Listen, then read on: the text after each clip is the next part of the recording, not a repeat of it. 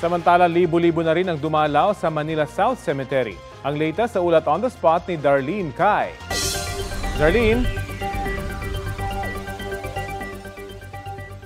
Rafi, dagsaan na nga yung mga pupunta rito sa Manila South Cemetery para dumalaw sa kani-kanilang mga yumaong mahal sa buhay. Base sa pinakahuling tala ng mga pulis na nagbabantay dito, mahigit 13,000 o 13,000 na po yung mga nandito sa loob ng sementeryo ngayon. Pero mula 5 a.m. kaninang madaling araw ay mahigit 16,000 o 16,000 na yung pumasok sa loob. Itong nakikita nyo ngayon, yan yung main entrance na kung saan pumapasok yung karamihan ng mga tao. Ang nangyayari dyan sa entrance ay pinaghihiwalay yung pila ng mga babae at mga lalaki, tapos ini-inspeksyon yung mga dala nilang gamit. Sa ngayon, marami nang nakumpiskang mga sigarilyo at baraha.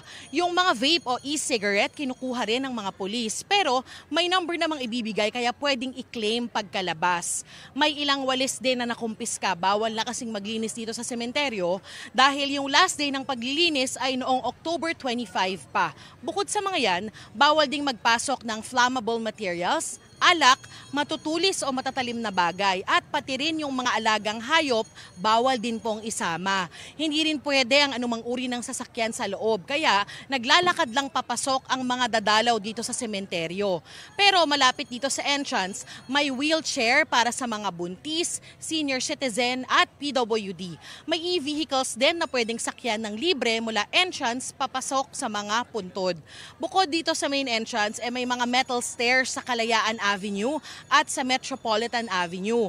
Pwede rin diyang pumasok yung mga dumadalaw. May mga pulis ding nagbabantay at mag-i-inspeksyon ng mga gamit doon. Para yan ma-decongest o mabawasan yung mga tao na pumapasok dito sa main entrance.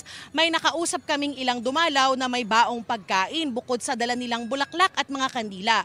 Meron din kamag-anak na o magkakamag-anak na nakasuot ng magkakaparehong t-shirt na may mukha ng kanilang mga yumaong mahal sa buhay. Narito po yung panayam namin doon sa mga nakausap naming dumadalaw. Siyempre, importante sa amin dahil hindi na namin sila nakikita. Miss na namin sila. Gusto niya yung ganito yung pa-t-shirt siya. Nung namatay nga siya, binuhat pa namin siya. Medyo marami siyang gusto. Gusto niya rin yung dadalawin siya tuwing undas.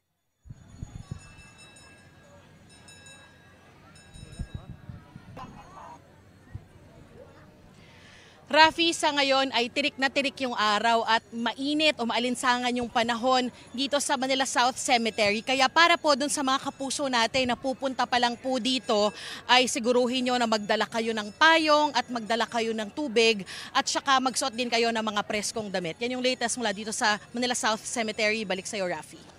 Maraming salamat, Darlene Kai.